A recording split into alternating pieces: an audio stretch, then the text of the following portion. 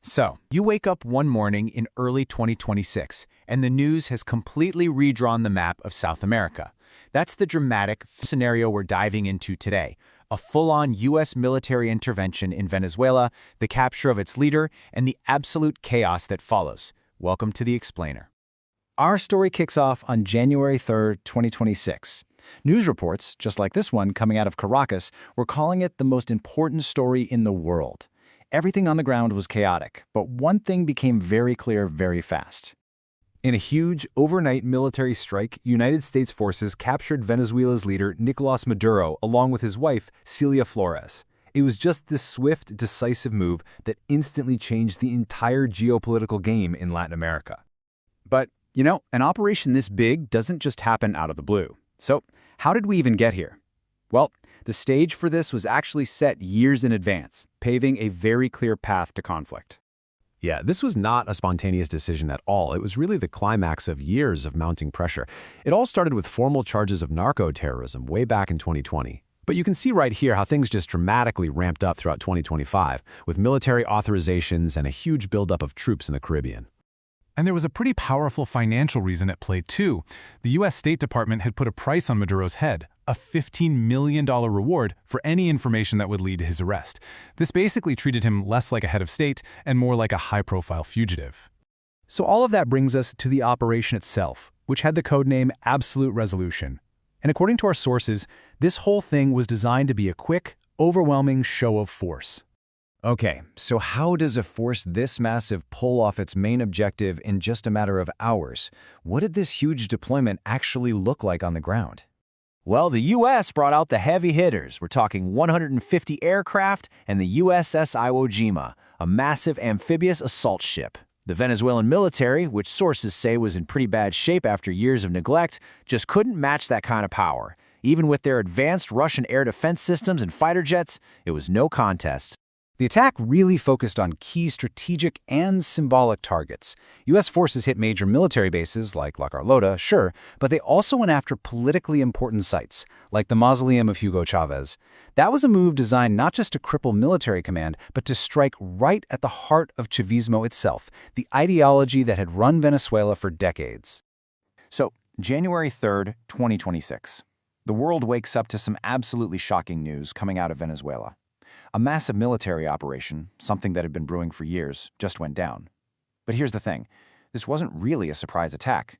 It was the final, decisive move in a very long game of pressure, politics, and power. So the question is, how did we get here? To really understand how that was even possible, we've got to go back a few years. Okay, so to really get how this happened, you need to know that the groundwork for Midnight Hammer wasn't laid on some battlefield. Nope. It all started in a U.S. courtroom, years before. This whole thing wasn't framed as an invasion, but as the final step of a major law enforcement action. The key to the whole thing? One specific charge: narco-terrorism. Back in March of 2020, the U.S. Department of Justice unsealed this incredible indictment against Maduro and his top officials. They accused them of running something called the Cartel of the Suns. This was, frankly, a masterstroke. It totally reframed a political conflict into a criminal one, and that gave the U.S. a powerful legal justification for everything that came next. And with a charge that big comes a number: $15 million. That was the reward the State Department officially put on Nicolás Maduro's head. It was a crystal clear signal of just how serious they were, putting a huge price tag on a sitting head of state. But believe me, this was only the beginning. So the legal stage is set, right? For a few years, all this pressure from sanctions and the indictments is just kind of simmering. But then, in 2024, everything kicks into high gear. The conflict moves out of the courtroom and onto the open seas, as diplomacy starts to fail and military moves become the new reality. This timeline, right here, it just lays it all out, step by step. After Maduro's re-election in July 2024, which was widely seen as fraudulent, you can tell Washington's patience just snapped. By August 2025, you've got a massive naval blockade. A few months later, the USS Gerald R. Ford, America's biggest aircraft carrier, is parked in the Caribbean, and the Cartel of the Suns is officially labeled a terrorist group. There was one last, desperate attempt at a deal, with Qatar trying to mediate, but it fell apart. You see, every diplomatic off-ramp was closing, one by one. And right as that naval blockade was getting started in August 2025, the pressure just skyrocketed. That initial $15 million reward? Forget about it. It was more than tripled to $50 million. That made it one of the largest bounties in U.S. history. It doesn't get much clearer than that. This is fascinating. This slide breaks down exactly why that last-ditch diplomatic effort failed. The deal on the table was pretty simple. Maduro goes into exile, his vice president takes over, and the whole government structure basically stays the same. For Maduro's camp, it was a way to keep power. But for Washington, no way. They saw it as just shuffling the deck chairs, not a real democratic transition. Once that offer was rejected, the path to a military solution was pretty much set in stone. Which brings us right back to January 3, 2026. Maduro's in custody, the operation's a success, and the question on everyone's mind is, okay, so what happens now? Well, President Trump didn't keep anyone guessing. He laid out a very direct and very controversial plan for what Venezuela's future would look like. The U.S. plan was bold, to say the least. First up, the U.S. announced it would directly run the country for a while. Second, American oil companies would come in to rebuild the energy sector, and the oil revenue would pay for the operation and the country's reconstruction. And third, and this was a real shock to a lot of people, the U.S. made it clear that the well-known opposition leader, Maria Corina Machado, would not be taking over. And here's the official reason why. When he was asked about Machado, Trump said that while she's a very good woman, she just didn't have the respect needed to govern. That decision to sideline a key opposition figure, someone many had assumed would lead a new government, added a whole other layer of controversy to America's plan. So, how? How did U.S. forces manage to fly into the capital of a sovereign country, get their target, and get out? Let's break down the mechanics of the operation, minute by minute. It all came down to timing. Flawless, split-second timing. At 2 a.m. local time, a massive cyber attack hits Caracas, and the city goes completely dark. Just 1 minute later, 60 seconds, bombs start hitting key military sites. And in that tiny window of shock and confusion, U.S. Special Forces dropped in on Maduro's compound. The capture itself, reports say it took just 47 seconds. They were caught before they could even make it to a bunker. By 3:29 a.m. Eastern, the whole thing was over. And look, this wasn't just a simple snatch and grab. This was a classic decapitation strike. While one team got Maduro, other strikes were hitting the absolute nerve centers of the Venezuelan military. Their main HQ, a critical airbase, the seaport, even the symbolic resting place of Hugo Chavez. The message was clear. Do not even think about responding. And here's the number that really tells you about the level of planning that went into this. 0. According to the Pentagon, this incredibly complex operation was pulled off with 0 American casualties. It's very staggering, really. But that doesn't mean it was bloodless. On the other side, around 80 people loyal to Maduro were killed. And here's a key detail. That number includes 32 members of an elite Cuban Special Forces unit, the Black Wasps, who are acting as Maduro's personal security. So, once they were in custody, the extraction was just as fast. A helicopter whisked Maduro and Flores away to the USS Iwo Jima, which was waiting just off the coast in the Caribbean. And from there, it was a direct flight to New York to face trial. So, okay, that's the how. But what about the why? This raid didn't just come out of nowhere. It was really the final move in a chess game that had been going on for years. You can literally trace the path right to this moment. It starts on paper, with the U.S. Justice Department hitting Maduro with criminal charges back in 2020. Then comes the military pressure in 2025, with a naval buildup disguised as anti-drug patrols. And even then, talks were happening behind the scenes. But once those failed in October, the military option was pretty much the only one left on the table.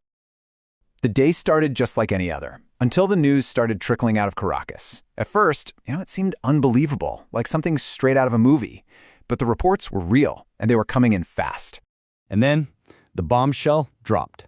News channels all over the globe led with one single stunning fact. After years of turmoil, the president of Venezuela, Nicolás Maduro, had been captured and extracted by the United States. But how did this all happen? To really get a handle on the chaos that followed, we've got to rewind the clock just a few hours to a secret military mission that unfolded in the dead of night over Caracas. The official name was Operation Absolute Resolution, and let me tell you, this was anything but spontaneous. This was the result of months of intelligence gathering, planning, and rehearsals, all with one crystal-clear objective: to grab Maduro and dismantle his command structure with overwhelming precision. Let's just run through the timeline. The final go-ahead comes from President Trump at 10:46 p.m. By 2 a.m., the assault is in full swing. And less than an hour and a half later, at 3:29 a.m., the main objective is complete. Maduro is in U.S. custody. I mean, the speed and efficiency here are just staggering. Now, this wasn't just about capturing one man. The operation was designed to completely decapitate the Venezuelan military's ability to respond. The targets were a mix of strategic military bases like Fortuna and highly symbolic sites like Hugo Chávez's mausoleum, all chosen to create maximum disruption and paralysis. And this number really drives home the sheer scale of the force involved. According to the U.S. Chief of Staff, a staggering 150 military aircraft took part in the operation. The message was loud and clear: there would be no resistance. So, with Maduro gone, Caracas is thrown into immediate and profound chaos. The regime is headless, the opposition is scrambling, and a massive power vacuum just opens up. The question on everyone's mind is, who's in charge now? Just 2 days after his capture, Maduro is in a New York courtroom facing narco-terrorism charges. He pleads not guilty, arguing that as a head of state, he has sovereign immunity. That's the legal principle protecting leaders from being tried in foreign courts, and that this makes him a prisoner of war. This legal argument sets the stage for a battle with massive international implications. Meanwhile, back in Venezuela, a constitutional crisis erupts. On one side, you have the Supreme Court, loyal to the Chavista regime, appointing Vice President Delcy Rodriguez as the acting president. And on the other, you have opposition leader Maria Corina Machado declaring that it's time for the people to take power. 2 leaders, 2 claims to legitimacy, and an entire country holding its breath. And just as the world is trying to figure out who to even recognize in Venezuela, a third, much more powerful player makes its move. The United States announces that it won't be a bystander. It's going to be the director. This quote from President Trump makes the U.S. position absolutely clear. This isn't about backing one side over the other. The United States is declaring its intention to directly manage the country, a period of American tutelage to oversee what they call a safe and judicious transition. The U.S. game plan rolled out in 3 steps. First, run the country directly. Second, and this was the real shocker, cooperate with Delcy Rodriguez, the Chavismo-appointed successor, because, as Trump put it, she had no choice. And third, completely sideline the main opposition leader, Maria Corina Machado. It was a strategy that stunned observers on all sides. So, why this strategy? Why take direct control and work with the remnant of the old regime? Well, like so many things in Venezuela, the answer quickly comes down to one thing: oil. The economic dimension of this intervention became clear almost immediately. The U.S. announced that American oil companies would be moving into Venezuela to restart its collapsed industry with a stated goal of recovering the costs of the operation. President Trump put it bluntly: U.S. oil companies are going to invest, and Venezuela's oil revenues are going to serve as the reimbursement. This explicitly tied the control of energy resources to the military action. As you can imagine, this unprecedented series of events triggered a wave of deeply divided reactions around the world. For some, it was a long-awaited day of liberation. For others, it was a terrifying return to an era of foreign domination. For the millions in the Venezuelan diaspora who had fled the country, the news was met with pure euphoria. This quote from a woman in Buenos Aires just perfectly captures that feeling, the sense that a long nightmare was finally over and that freedom was on the horizon. But that joy was met with fierce condemnation from regional leaders. The president of Mexico, Claudia Sheinbaum, voiced a common sentiment across Latin America, framing the action not as a liberation, but as a dangerous violation of national sovereignty. And so, this leaves us with the central, unresolved question that's going to define Venezuela's future. Was this the decisive blow that ended a dictatorship, paving the way for a free and prosperous nation? Or was it simply the replacement of one form of control with another? The answer is yet to be seen. The operation itself, codenamed Absolute Resolution, wasn't a total surprise. There'd been months of military buildup and rising tensions in the Caribbean. But what's really fascinating here is how this one single action just instantly fractured the entire globe, drawing these really clear lines in the sand between nations. And nowhere was this division felt more sharply, more immediately, than in Latin America itself. I mean, the shockwaves created a geopolitical earthquake right there in its own neighborhood. Almost instantly, you saw 2 camps form. On one side, you have this powerful group of nations that completely rejected the intervention, crying foul over national sovereignty. And on the other side, you have leaders and exiles celebrating what they saw as the end of a dictatorship. So a whole block of leaders from countries like Colombia, Mexico, and Brazil immediately came out swinging against the operation. And they were not mincing words. As you can see from Colombia's President Gustavo Petro here, they framed this as an attack not just on Venezuela, but on the sovereignty of the whole continent. And you know, this wasn't just talk. Colombia took immediate, serious action. They actually mobilized their military forces right up to the Venezuelan border.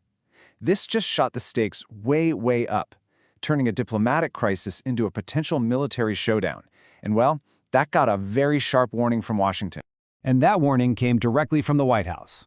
When Donald Trump was asked about President Petro's move, he issued this incredibly blunt and personal threat.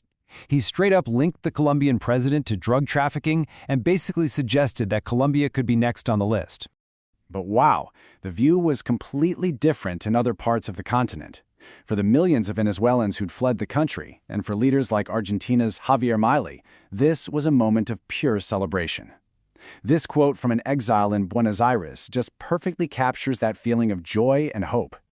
This table really just lays out the divide so clearly. You've got Colombia and Mexico condemning the whole thing, with Colombia going so far as to move troops. And then on the complete other side, you have Argentina celebrating the fall of a dictator. Three huge regional players, three totally opposite positions. It just shows you how polarized the continent became in a matter of hours. Okay, so let's zoom out to the global stage because this wasn't just an American story. Major world powers jumped in fast, adding a whole new layer of tension to this already explosive situation. It was probably pretty predictable, but this powerful group of U.S. rivals, Russia, China, and Iran, all issued swift and really clear condemnations. Their united front was a major geopolitical challenge to Washington's authority on the world stage. But with Beijing, there was a really interesting twist. Beyond just talking about sovereignty, China voiced a very practical, very real concern, protecting its gigantic economic and oil investments in Venezuela. So for them, yeah, this was about geopolitics, but it was also about the bottom line. All of these reactions, whether they're regional or global, really boil down to one huge, unsettling question. What in the world does this mean for the future of international law? Almost immediately, human rights experts from the United Nations weighed in, and they called it an illegal armed aggression. They warned that this kind of go-it-alone military action could seriously threaten the entire system of international security that's been in place since World War II. Mexico's president, Claudia Sheinbaum, really hit on this point too, putting the whole event in a pretty painful historical context for her region. Her point was that foreign intervention, no matter what the stated goal is, has a really long and damaging history in Latin America. It almost never leads to the good things it promises. So here's the bottom line. One country's leader is taken out by another country's military. The whole world is left trying to figure out this massive question. Did this action make the world safer by getting rid of a so-called dictator? Or did it just shatter the fragile rules of international law, maybe kicking off a brand new and much more dangerous era of intervention? And that brings us to today. The era of Chavismo is over. That much is clear. But its end has opened up a total Pandora's box. We're now facing this new, incredibly uncertain order, with the future of not just Venezuela, but the entire continent hanging in the balance. And the risks are huge. I mean, inside Venezuela, there's a very real fear that armed groups loyal to the old regime could start a long and bloody insurgency. Across the region, this has become a new geopolitical flashpoint. And at its core, this whole thing forces us to ask what national sovereignty even means anymore, especially when another country controls your government and your oil. So we're left with these massive, critical questions just hanging in the air. One era is definitely over, but what's going to replace it? Can you actually build a democracy when a foreign power is in charge? And maybe the billion-dollar question. Who is ultimately going to control the largest proven oil reserves on planet Earth? Which all boils down to this one final thought. The man who ruled for a decade is gone, and millions are celebrating what they call freedom. But with the foreign power now directly calling the shots, you have to ask yourself, is Venezuela actually free?